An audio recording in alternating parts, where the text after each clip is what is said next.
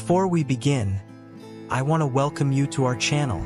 For those who are new here, our mission is to share genuine Christian testimonies from around the world, spreading the powerful message of God's kingdom. We focus on stories about Jesus, the afterlife, heaven and hell, and other Bible-related topics, bringing them to you in engaging story form twice or 3 times a week. We invite you to become a member of this family by subscribing to our channel. God bless you as you do so. Hi, welcome. Today's experience was sent to us by a sister. She saw how the Los Angeles wildfire started and more terrible other event that will take place. Kindly stay to the end to understand her experience. Ever since I first heard about the wildfires in Los Angeles, my heart hasn't been at ease. The images of the devastation, the roaring flames, the smoke-filled skies, the people running from their homes with tears streaming down their faces, play over and over in my mind. Each time I see the news or hear updates, the weight of it settles heavier on my chest. From the moment I heard about it, I began to pray. I didn't know what else to do, but I knew that God could do what I couldn't. Every day, I've been lifting up Los Angeles in prayer. I had this experience last year 2024. I never wanted to share it, but with what is happening, a move to share cause there are other 2 more terrible disaster approaching if we don't know and pray against them. It began during my prayer time on the 17th of December, 2024, in a moment of quiet where everything around me faded, and my focus was entirely on God. I knelt in my usual corner, hands clasped tightly, eyes shut, pouring out my heart. I felt the familiar comfort of prayer, but then something changed. A strange warmth filled the space, almost like an invisible embrace. It wasn't unsettling, it felt sacred, as if God's presence had drawn closer. My heart slowed, and a deep sense of calm settled over me. I stayed in that moment. When I finally opened my eyes, what I saw made me freeze. Before me stood what looked like a mirror, but it wasn't a normal reflection. My image was there. Above the mirror, bold and clear, was the number 2025. Instantly, a knowing came over me, letting me know that I'm about to see what lays ahead in 2025. Before I could take a step back or even process what I was seeing, I felt it. A pull, like an unseen hand guiding me closer to the mirror. It wasn't harsh or frightening, but I couldn't resist it. The force was steady, almost gentle, but firm enough to move me forward. My heart raced as I was drawn nearer, and then, suddenly, I was no longer standing in my room. The scene shifted, and I found myself in the middle of a city. Everything seemed normal at first. The streets were busy with cars honking and people walking hurriedly. Then, in the distance, I noticed a flicker of orange and red against the skyline. At first, it was so small I thought it might be a reflection or a trick of the light. But as I watched, the flicker grew into a flame, and the flame began to spread. The fire moved quickly. I could hear people shouting as the fire leapt from one building to another. Strong winds carried the embers far and wide, igniting rooftops and windows. Panic erupted as people ran in every direction. I stood frozen, unable to move, as the fire destroyed everything in its path. I saw firefighters racing to the scene. They worked tirelessly, spraying water onto the inferno, but it seemed hopeless. The fire was too large, too fierce, and it showed no signs of stopping. The wind only made it worse, pushing the flames deeper into the heart of the city. People cried out, some fell to their knees, helpless and unable to save their homes or loved ones. Others ran until they disappeared into the smoke. The sky turned dark as the flames consumed everything, blotting out the sun. The heat was unbearable, even from where I stood. When it was finally over, the city was unrecognizable. Then, just as suddenly as it began, the scene started to fade. The pull that had drawn me in now seemed to release. Before I could catch my breath from the first vision, the force returned. This time, it pulled me toward the second portal. My body moved forward as if guided by an invisible hand, and soon, the mirror-like surface began to shift and reveal another scene. This time, it was water, endless, that I saw, powerful and terrifying.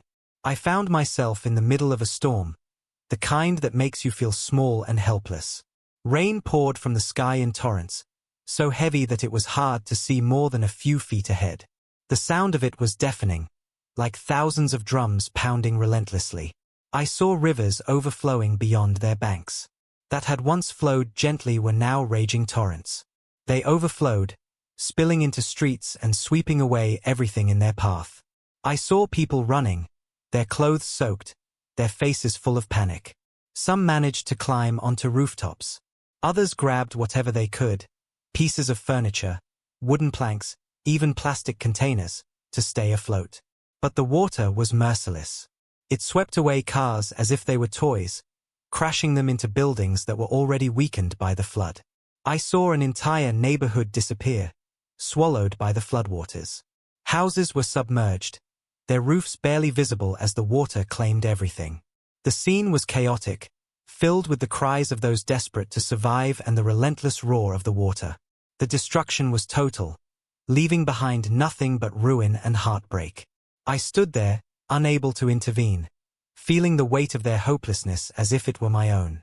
Then, as quickly as it had begun, the vision started to fade, and I found myself back in front of the mirror. My heart was heavy, my body trembling. The devastation I had witnessed was unbearable, but I knew there was more to come. My chest tightened as I felt the familiar force pulling me toward the third mirror and portal. But this time, I resisted inwardly, fearing what might lie ahead. Deep down, I knew there was no stopping it. My body moved forward as if the portal had claimed me, and soon, the scene began to take shape. What I saw next was unlike anything I could have prepared for. It started with a flash, blinding, pure white, and so intense that it seemed to pierce through my very soul. The light illuminated everything around me, brighter than the sun, forcing me to shield my eyes. Then came the sound, a deafening roar that shook the ground beneath me.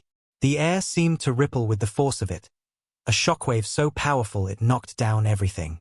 In an instant, I realized what had happened. A nuclear weapon had struck American soil. I didn't know where it had come from or who had launched it, but the devastation it brought was unmistakable. The city before me was obliterated in seconds, reduced to nothing more than rubble and ash. Skyscrapers that once towered over the land crumbled like sandcastles, their steel and concrete frames collapsing under the sheer force of the blast. Fires erupted everywhere, feeding on what little remained. Above it all, a massive mushroom cloud rose into the sky, its dark, ominous form blotting out the sun. I stood there, unable to move, as the air grew thick and unbreathable. The silence that followed the explosion was haunting, broken only by the distant cries of survivors. Some were injured, their clothes torn and their bodies covered in burns. Others searched desperately for loved ones, calling out names that would never be answered. The destruction was total. Roads were torn apart, and vehicles lay twisted and charred. Trees and vegetation were scorched. I could feel their despair, their overwhelming sense of loss. There were no words for what had happened, only silence and the heavy weight of grief. It was as if the entire world had been stripped bare, left to mourn in ashes. As I stood amidst the devastation, tears streamed down my face. The sheer scale of the destruction was beyond comprehension. Lives, homes, entire communities, gone in an instant. It was a vision so dark and harrowing that I felt my knees weaken under its weight. Then, just as before, the scene began to fade. The grey skies, the ruined city, the wandering survivors, all of it dissolved into the void, leaving me once again before the portal. My hands were trembling, my heart heavy with the horrors I had witnessed. This final vision was the most devastating of all.